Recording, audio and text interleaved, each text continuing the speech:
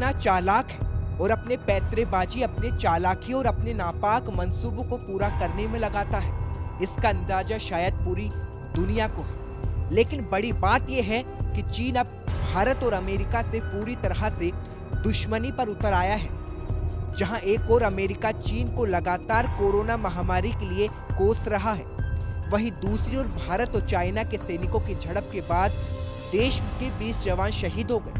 इसके बाद भारत ने तमाम बड़े कदम चीन के खिलाफ उठाए। लेकिन अब बौखलाया चीन भारत के पड़ोसियों और उन देशों को भारत के खिलाफ खड़ा कर रहा है जिसने भारत के व्यापारिक संबंध उच्च स्तर पर पहुंचने वाले थे। इसी के चलते अब चीन ने ईरान को भी भारत के खिलाफ घुट्टी पिला दी है और भारत के विरोधी देशों में नेपाल, बांग्लादेश के बाद ईरान का नाम भी जुड़ गया है।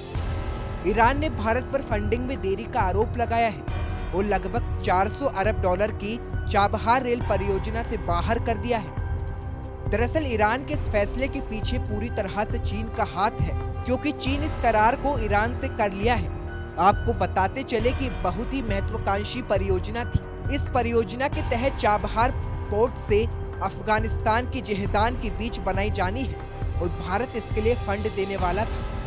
बता दें कि ये परियोजना भारत के अफगानिस्तान व अन्य मध्य एशियाई देशों तक एक वैकल्पिक मार्ग मुहैया कराने की प्रतिबद्धता को पूरा करता है। इसके लिए ईरान, भारत और अफगानिस्तान के बीच त्रिपक्षीय समझौता हुआ था।